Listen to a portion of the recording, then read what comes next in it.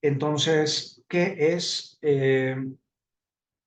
ley? Pues una ley es como un orden que el hombre pone para que corresponda, pues, para que pueda haber una convivencia, etcétera.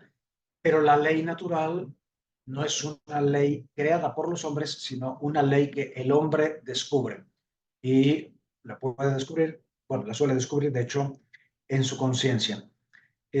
Para Tomás de Aquino, una ley es, eh, o sea, literalmente, rationis ordinatio ad bonum commune ab eo qui curam communitatis habet promulgata. Es una ordenación, un ordenamiento, o sea, un orden, no una orden, sino un orden hacia el bien común, eh, en la que se busca el bien de la comunidad y está promulgada por aquel que tiene el cuidado de la comunidad o aquellos que la tienen. Muy bien. eh, y bueno, eh, hay diversas opiniones. Por ejemplo, diversas opiniones sobre la existencia o no de la ley natural. Por ejemplo, bueno, algunas opiniones. Los existencialistas dicen que al no haber naturaleza humana, sino que cada quien es experimento de sí mismo, pues no puede haber una ley natural. Hay una ética de la situación que de hecho está emparentada con el utilitarismo, que dice que no existe el hombre, existen hombres de carne y hueso aquí y ahora, entonces no puede haber una ley natural. Eh, y así otras posturas, ¿no? El positivismo, que es una postura filosófica, porque tiene mucho peso en el derecho, que también niega un ius naturalis, o sea, un derecho natural, la existencia de algo, o sea, previo que no haya fabricado el hombre. Ok, frente a esto, pues las posturas éticas más elevadas apuestan a partir del análisis, no, eso, de la conciencia, del comportamiento humano, eh, o sea, sostienen la existencia de una ley natural que el hombre no fabrica, sino que descubre. Muy bien, entonces existe, sí, porque el hombre tiene una naturaleza.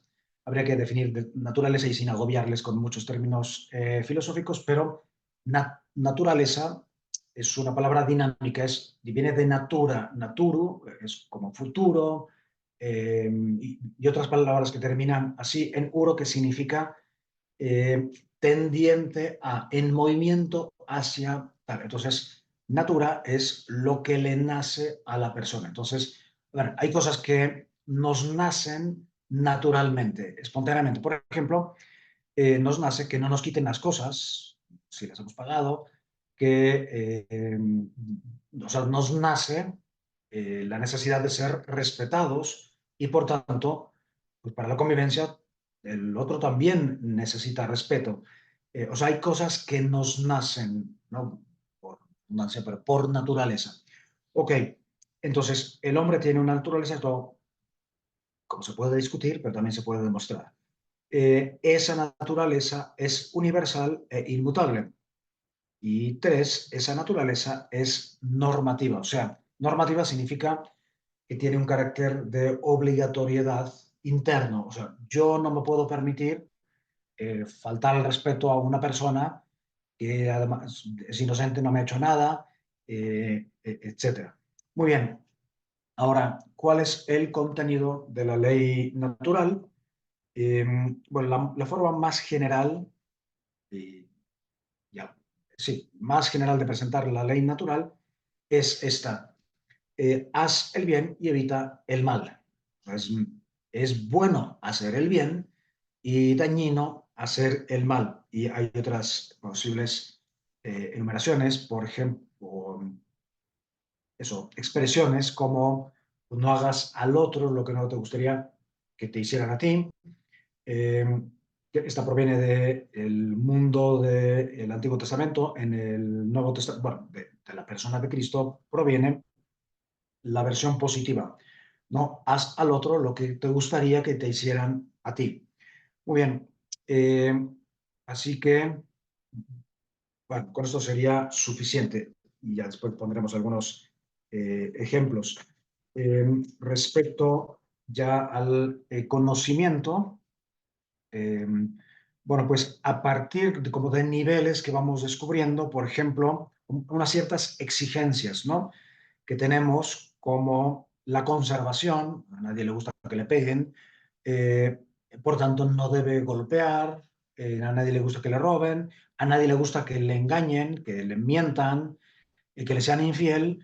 Luego, pues surge la necesidad también de uno hacer eso con los demás. O sea, el nivel de conservación, por ejemplo, el respeto a la vida, es parte de la ley natural. Eh, lo mismo por el hecho de ser animales, no somos solo animales, pero también somos animales, que tiene que ver con la propagación, pues está, por ejemplo, unos principios así muy generales, una ley natural, que después baja a las cuestiones sexuales, ¿no? O sea, no se puede eh, no puedes ir usando a las personas porque nadie le gusta ser usado. También hay, digamos, niveles de, a veces, de dignidad o de no haber entendido la sexualidad, pero en general, pues no nos gusta, en pocas palabras, que ni que nos usen ni que nos sean infieles. Por tanto, de ahí deberán derivarse una serie de principios, respuestas, comportamientos, etcétera, que más o menos correspondan a esto. Y después, ya a nivel racional, o sea, es razonable, o sea, esto no es nada más un sentimiento o un deseo o una repulsión a algo, sino que es razonable este sentir general sobre el bien. Muy bien, y por tanto se descubre que hay como una armonía y una jerarquía en aquello que dirige nuestro comportamiento. ¿No? O sea, por ejemplo, yo por qué no me puedo permitir, o sea, hay un imperativo categórico que me dice, no te saltes este semáforo que está en rojo. Eh, bueno, porque lo dice la ley, porque hay un policía ahí delante que me puede multar, o sea, o hay una cámara que me está viendo, me va a multar, o, o porque lo dice la ley, o porque, o sea, en algún lado ya hemos aprendido que el rojo es para pararnos y el verde para seguir, eh, pero en el fondo, o sea, más bien elevándonos, subiéndonos, pues está ahí, por ejemplo, el principio del respeto a la vida, porque si yo me atravieso, pues puede, ah, imprudentemente, pues puedo atropellar a una persona o puedo chocar y pues causar por mi culpa, pues disgustos a otras personas. Muy bien, así que de alguna manera, consciente o inconscientemente, clara o u oscura, entendemos o llegamos o concluimos que hay una ley natural. Y eso pues sucede desde niños, ¿no? Porque a nadie le gusta que le quiten sus juguetes. Eh, o sea, menos, digamos, cuando te acaban de regalar una cosa, cuando no has madurado todavía que es tuya, pues menos, ¿no? Menos que te la quiten. Ya después habrá que aprender a compartir, prestar, etc. Pero muy bien. Pero ¿cómo se conoce? El conocimiento es, eso, resumiendo, por conocimiento espontáneo, más o menos claro, a través de los sentimientos que tenemos, por ejemplo, frente a las injusticias que vemos, que sufrimos o que causamos, ¿no? Y entonces habría así como un primer principio que es haz el bien y evita el mal. Un piso más abajo, pues ya unos preceptos o fundamentos en los que participamos todos. Por ejemplo, no robarás. De hecho, el código de Hammurabi pues, se mueve en esos principios fundamentales. Bueno, lo que llamamos 10 mandamientos, en las escrituras no es que haya una lista de 10 mandamientos, pero lo que ya está, digamos, revisado como los 10 mandamientos también se mueven en principios fundamentales, o sea, sumamente generales y que aplicarían cada uno a muchísimas situaciones particulares de la vida cotidiana, de la empresa, de la familia, etcétera. y después unos preceptos secundarios que ya depende de muchos factores, o sea, la capacidad, la formación, las circunstancias, la disponibilidad. Por ejemplo, primero, haz el bien. En el siguiente nivel, no robarás. En el nivel ya más secundario, pues no te adueñes de esta propiedad que es privada o no cojas mm, esta computadora de un negocio o ese celular de tu vecino, en fin. Muy bien, ¿cuáles son algunas de las propiedades de la ley natural? Son cuatro. La primera es la inmutabilidad. Inmutabilidad, universalidad. Es decir, como la naturaleza que se presenta, como una naturaleza que se presenta a la razón. Absolutamente todos los pueblos tienen más o menos esta ley natural que se expresa en lo que ya he dicho antes, y no voy a repetir, pero por ejemplo, de una u otra manera, pues a nadie le gusta que le roben, que le quiten, que le sean injusto, etcétera. Eso está absolutamente en todos los pueblos.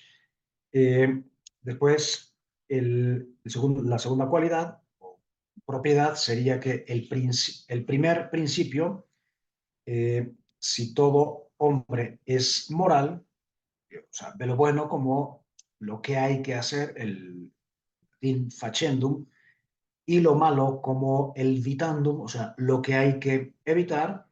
Luego, todo hombre es moral, o sea, en principio, en potencia, y si más o menos tiene un mínimo dominio de sí mismo. Eh, ok, todo ser humano es moral porque todo ser humano es racional.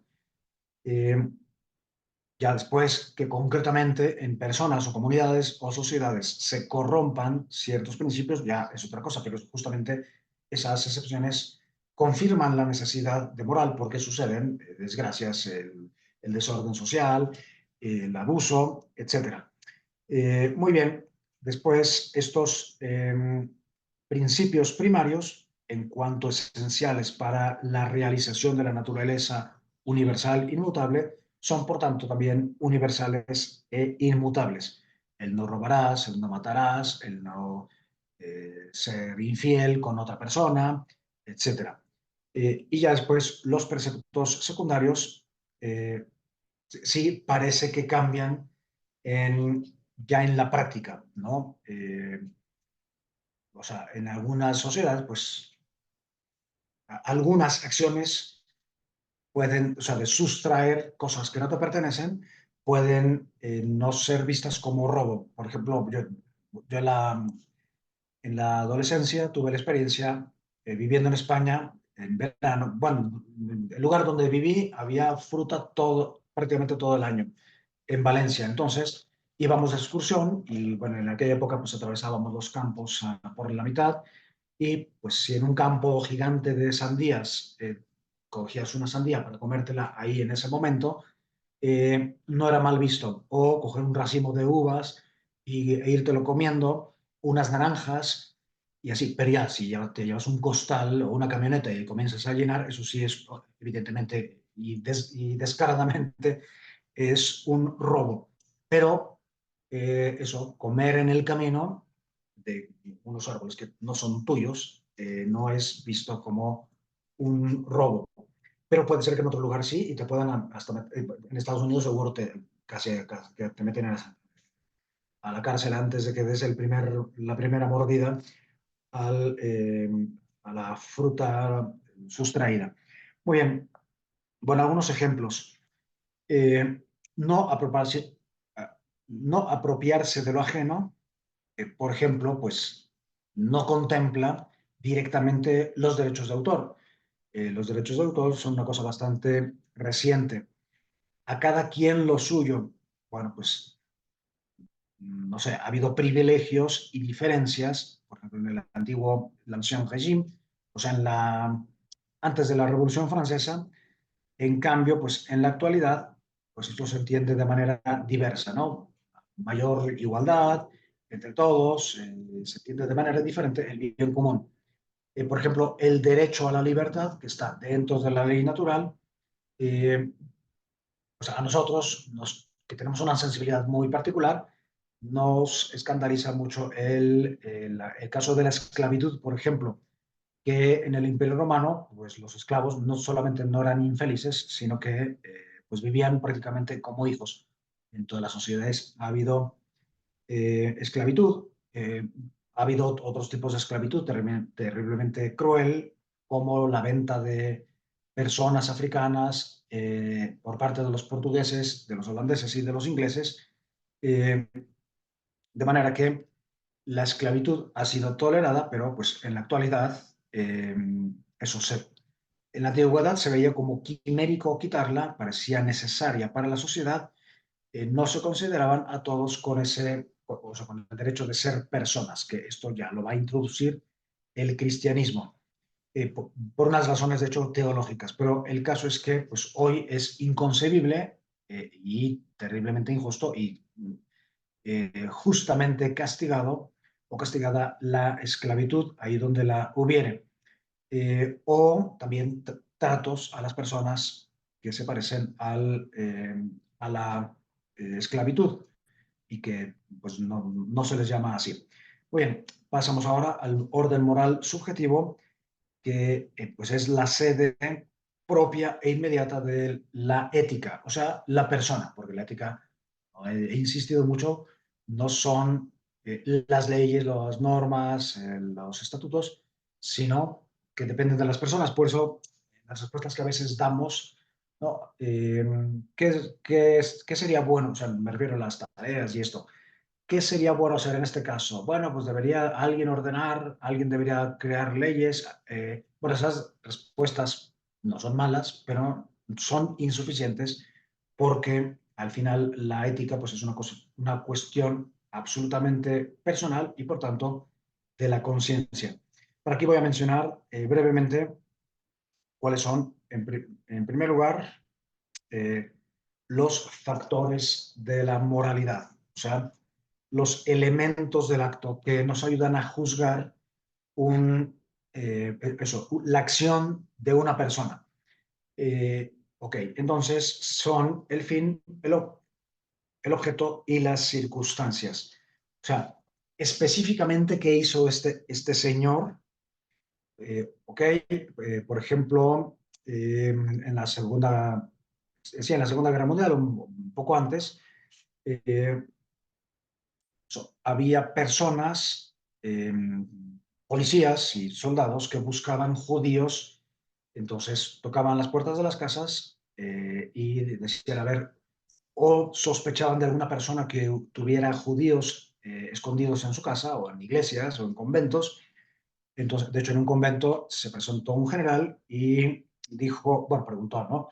A ver, estamos buscando a todos los judíos, ustedes tienen judíos aquí en este convento, así, pero como dando a entender que nos han dicho o los están acusando de que tienen aquí judíos, y la superiora salió y con total aplomo dijo, o sea, respondió que no y que de ninguna manera, cuando en realidad sí había judíos ahí. Entonces, ¿qué hizo esta monja? Mintió con tal de salvar a esos judíos, o sea, eh, y cometió, digamos, hizo un medio eh, malo, bueno, bajo el principio de el fin justifica los medios, que es antiético. A ver, esta mujer mintió por un fin bueno, la respuesta es no. De hecho, no mintió. O sea, ese, esa expresión que dio, esa proposición que dio de que se refería a si había o no, de lo que ya dije, que judíos en su casa, no fue una mentira, porque ahí se aplica o sea, el objeto, que es el primer elemento o factor de la moralidad que estamos viendo ahorita. El, el objeto no es lo que materialmente hizo, sino, dijo en este caso, sino eso cargado de intención. Así que en pocas palabras, aplicó un principio muy inteligentemente que es que no estamos obligados a decirle la verdad a quien no tiene el derecho de saberla. ¿Ok? Así que, simple y sencillamente, como insisto, no mintió. Entonces, hay que ser muy finos porque muchas veces pues, nos quedamos solamente con lo externo de las acciones. Muy bien. Después está la especificación mediante el fin. O sea, ¿cuál es el fin de mi acto? ¿No? ¿Cuál era el fin de esta mujer al, al negar información a un señor que no tenía derecho a esa información? Por tanto, no mintió. El fin, pues, era el de salvar a esas personas. ¿Por qué? Pues, si estaba en su posibilidad hacerlo y a riesgo de su vida también, porque también muchas personas que escondieron fueron delatadas y ejecutadas con los judíos que habían escondido. Muy bien, por ejemplo, eh, a ver, me voy a dormir. Bueno, ¿para qué voy a dormir? Eh, para librarme de la sesión, porque me parece aburrida y mejor me quedo dormido. Entonces, no es el hecho de dormir, sino el para qué estoy realizando esto. Y en las empresas, pues esto es sumamente importante distinguir, ¿no? ¿Por qué estás haciendo las cosas? ¿Solamente por ganar dinero, por quitarte al jefe de encima, por que pase el día y que ya irme a mi casa a descansar? ¿O verdaderamente pues tienes un sentido de misión? O sea, cuál el fin se refiere al objetivo último del acto, que puede ser miope y pequeño o puede ser más a largo plazo, ¿no? ¿Para qué como perdón, para disfrutar o como para algo más?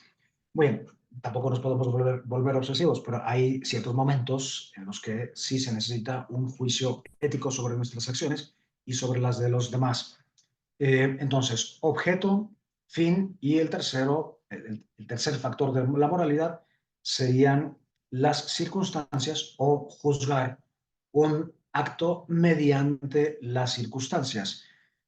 O sea, hay circunstancias que son neutras, por ejemplo, matar en martes o matar en un viernes, aquí. Pero por ejemplo, en los países musulmanes, si tú matas un viernes, es especialmente grave, o sea, es una circunstancia que agrava porque al ser el día del descanso, pues hace ese homicidio mucho más grave. Eh, Aún dentro de lo que ya es grave cualquier homicidio. Después hay circunstancias moralizantes, a causa de ellas hay una connotación moral del acto. Por ejemplo, dormir. Eh, Dormirme durante la hora, o sea, las horas de trabajo, pues evidentemente tiene una connotación moral. Hay circunstancias también especificantes. No existe nada más el robo. Yo me puedo robar un pastelito de un supermercado o me puedo robar una joya o me puedo robar una obra de arte bueno, una obra de arte que verdaderamente sea obra de arte, porque también hay mucha basura en algunos museos. Eh, Eso, robarme algo costoso o robarme algo de menos valor, o robar objetos sagrados, etcétera.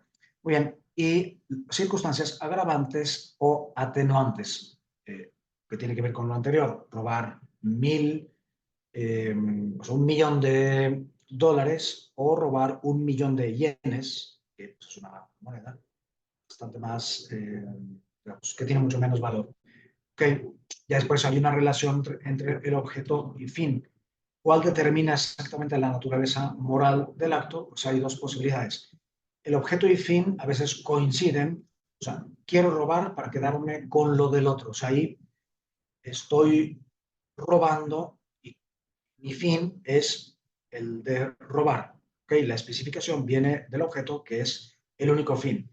Pero a veces el objeto y el fin no coinciden. Por ejemplo, quiero robar para dar limosna o quiero entrenar, o sea, salgo a correr todas las mañanas porque quiero ser más ágil. Eh, ¿Por qué? Porque quiero robar un banco, ¿no? Quiero robar en general, o soy ya de por sí ladrón, y pues eso me hace más, eso, me capacita para huir. Entonces, ahí el objeto, me estoy entrenando para robar, que de hecho pues es un objeto malo, con un fin, pero que es diferente, pero ambos, evidentemente, el acto en general, pues es condenable, malo o incorrecto, o como queramos llamarle. Muy bien, vamos a seguir adelante. De algunos principios, un principio clave que muchas veces no se entiende y además y menos se practica, es el fin no justifica los medios. Eh, si el medio, por a veces hay medios malos para, o con fines buenos, ¿no? Robar eh, para dar limosna, pues el fin es bueno, pero el medio es malo. Eh, Aquí, bueno, hay situaciones muy delicadas. Por ejemplo, una mujer embarazada a la que se le descubre un cáncer uterino, entonces muchos creen que la acción es, bueno, pues vamos a matar al bebé o vamos a causar un aborto para poder operar la parte, digamos, dañada o contagiada. Ahí el principio real sería, vamos a realizar una operación de útero y si en el camino el bebé sale dañado, pues no era lo que buscábamos. O sea, no buscamos matar al bebé para salvar a la madre, sino que en la acción de salvar a la madre puede ser que el bebé muera. Bueno, esto en realidad se llama el principio de doble efecto. O sea, hay acciones que tienen dos efectos. Eh, que no hay que confundirlos. O sea, siempre que hay que buscar ser claros en qué es lo que buscamos y puede ser que por, por reacción también haya algún efecto negativo. Hay muchísimos casos sobre esto. Por ejemplo, en la Segunda Guerra Mundial también resulta que va a entrar el ejército a invadir la ciudad. Entonces, la única solución es bombardear el puente de acceso a la ciudad. Pero abajo hay una niña que está pastoreando unas ovejas. eh, entonces, ¿qué haces? ¿Matas a la niña que está debajo del puente para salvar la ciudad? No.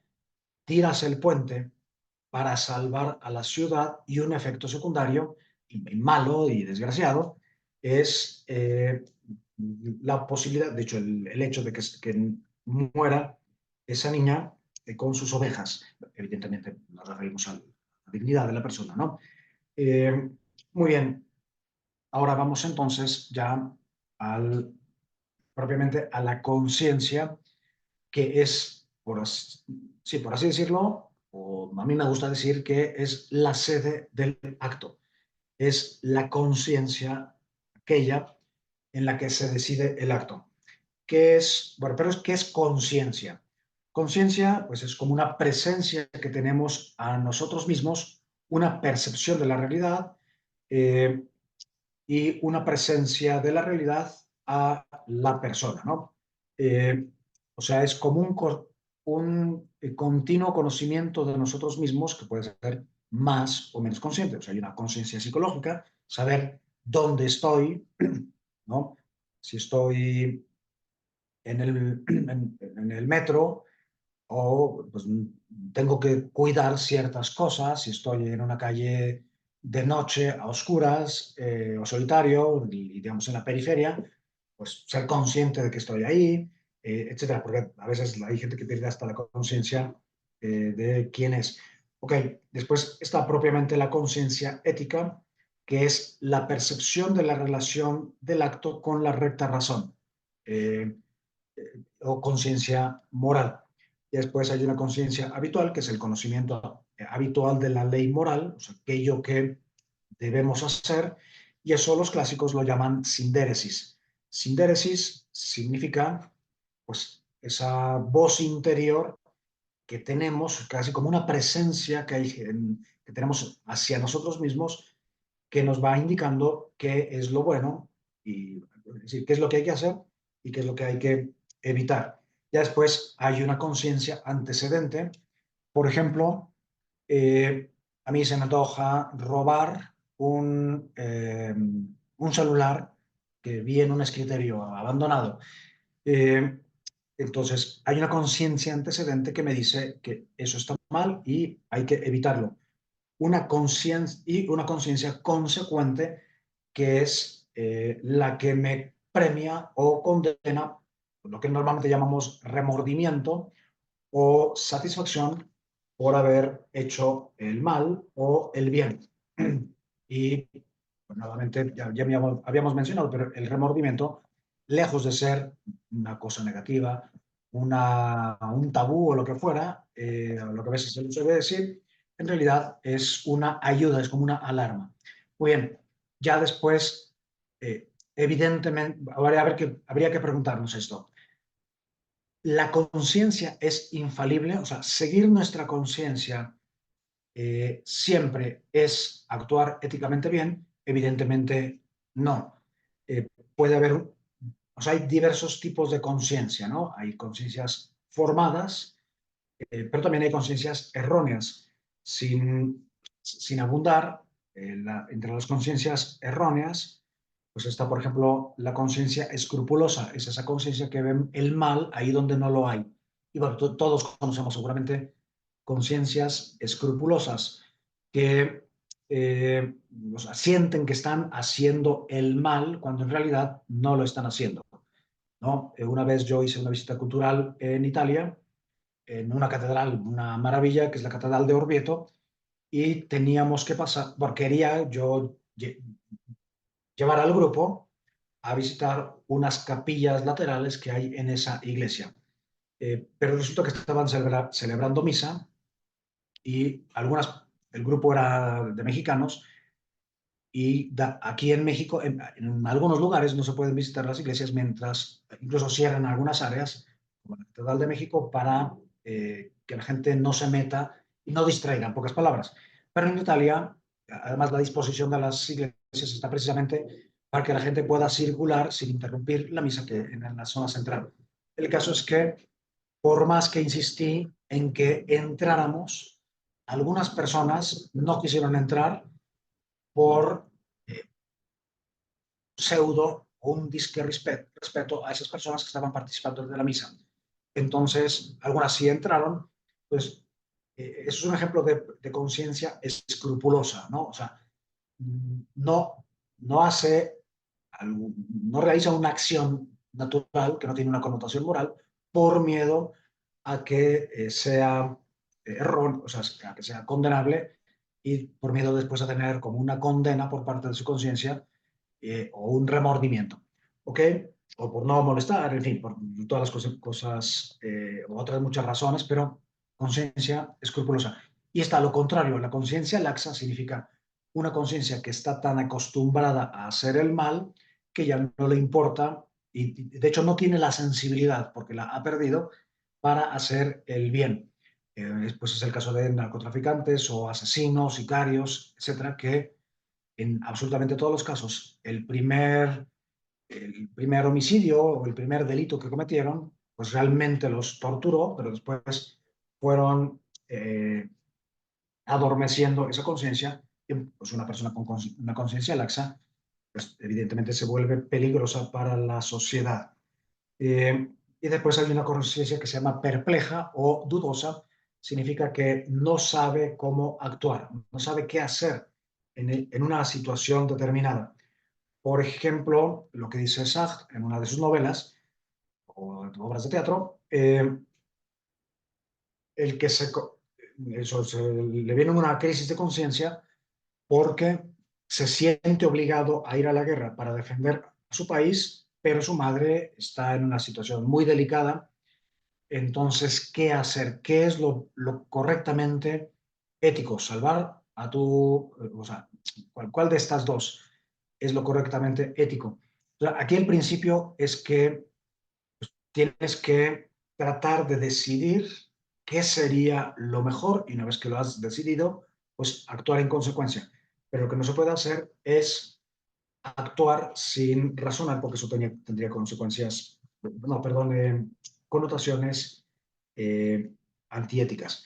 Muy bien, bueno, pues con esto vemos, se pueden decir otras muchas cosas, pero creo que es más que suficiente.